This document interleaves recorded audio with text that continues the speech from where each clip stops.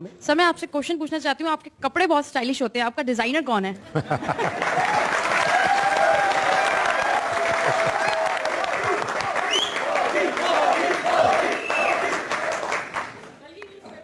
देखिए, ऐसा है कि मैं अब इस ऐसी जगह पे पहुंचा हूं तो भांति भांति की बातें होती हैं, लेकिन मैं रियलिटी बताऊं।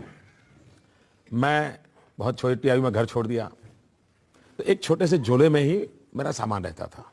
मैं करीब 40-45 साल से परिव्राजक के नाते घूम रहा हूं और करीब 40 साल मैंने भिक्षा मांग करके खाया है। मैं लोगों के घर में भिक्षा मांग करके खाता था। अब मेरा सामान कम रहे और कपड़े खुद धोता था, तो कपड़े धोने में ज़्यादा तकलीफ नहीं हो, तो मैंने क्या किया, मेरा एक कुर्ता था लंबी स्लीव वाला, तो मुझे लगा कि ये जगह ज़्यादा लेता है, धोने में मेरा टाइम जाता है और बैग में है, तो मैंने खुद ने काट दिया और उसमें से मेरा हाफ स्लीव बन गया। और ये कई 25-30 साल से मैं ऐसे ही कपड़े पहनता हूँ।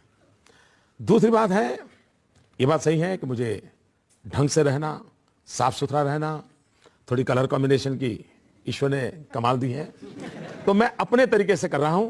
लेकिन चूंकि परमात्मा ने मुझे कुछ दिया है, हर चीज में मैं ठीक फिट बैठ जाता हूं।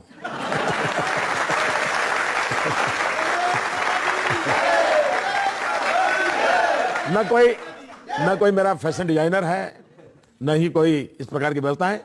जरूर टेलर तो लगता है, तो टेलर के वो बनाता है और वही मेरी गाड़ी चलती है। लेकिन मुझे अच्छा लगा ये सुनकर के कि मैं कुछ ढंग से रहता हूं।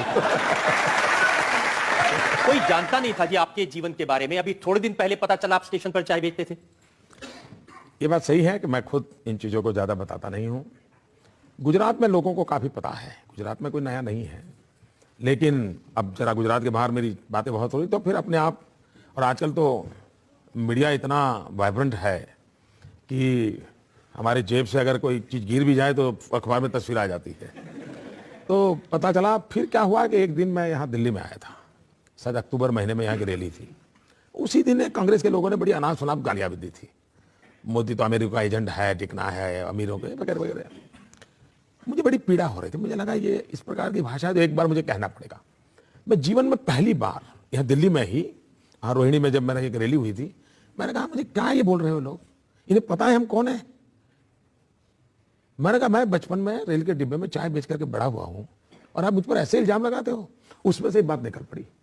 बाकी तो अब बहुत सी बातें होती है, हर चीजें कहां बताने जाएंगे। अब जैसे मैं बता देता हूं, बचपन में आप इतने शरारती थे कि तालाब में से मगरमच्छ का बच्चा उठा के घर ले आए।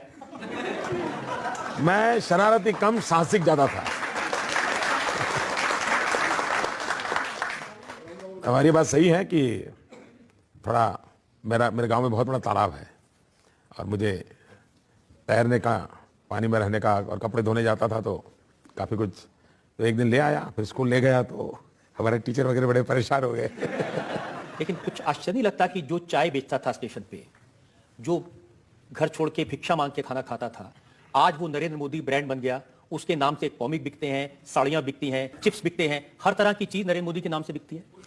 आश्चर्य तो है, मुझे जरूर आश्चर्य है, आपकी बात से मैं सहमत हूं। क्योंकि मेरा जो बैकग्राउंड है, आज भी मेरा परिवार, आप जब आश्चर्य होगा, मैं एक देश के समृद्ध राज्य का मुख्यमंत्री हूं, लेकिन मेरी मां आज भी 8 बाय 8 के कमरे में रहती है। इसलिए मेरे लिए तो आश्चर्य है ही। मेरा कोई बैकग्राउंड नहीं है, मेरे जीवन में कैसे आया मुझे बड़ा अजूबा लग रहा है कि कहां से हुआ है, कैसे हुआ है, पता नहीं। जनता की क्या इच्छा है, नियति क्या क्या इच्छा है, मैं खुद ही सोच नहीं सकता हूं। और मुझे भी कोई, अगर देश के लोग सुनते हैं, कोई गाइड करे कि ऐसा मेरे जीवन में कैसे आया होगा, तो मैं भी समझना चाहूंगा। 2002 के घटनाओं के बाद पूरा भारतीय मीडिया, विदेशी मीडिया, यहाँ के राजनीतिक दल आपके पीछे हंटर लेके पड़ गए। आपको शक्ति कहाँ से मिली ये सब सहन करने की? बहुत कठिन था ये दौर, शक्ति आपने कहाँ से? अगर आप सत्य के सहारे जीते हैं तो फिर जुल्म सहने की बहुत बड़ी ताकत मिल जाती है। और मैं सत्य के सहारे जिया हूं। जुल्म आज भी चल रहे हैं और शायद वो कठोर तपस्या थी, उसमें से मैं तप करके निकला हूं। इसी के कारण शायद 125 करोड़ देशवासी मुझे इतना प्यार कर रहे हैं। अगर मैं तपाया न होता, कठोर अग्नि परीक्षा से न निकला होता, तो शायद शायद देश इतना प्यार मुझे नहीं करता। आप कह रहे हैं कि आपने सत्य के साथ रहे, शक्ति भी आप में थी, तो फिर आज आपकी अदालत में आपने इन घटनाओं पर बात की है, इसके पहले आपने बात क्यों नहीं की? पहली बात यह है कि मुझे जब जहां भी जिसने भी पूछा, मैंने हर सवाल का जवाब दिया, हर सवाल का।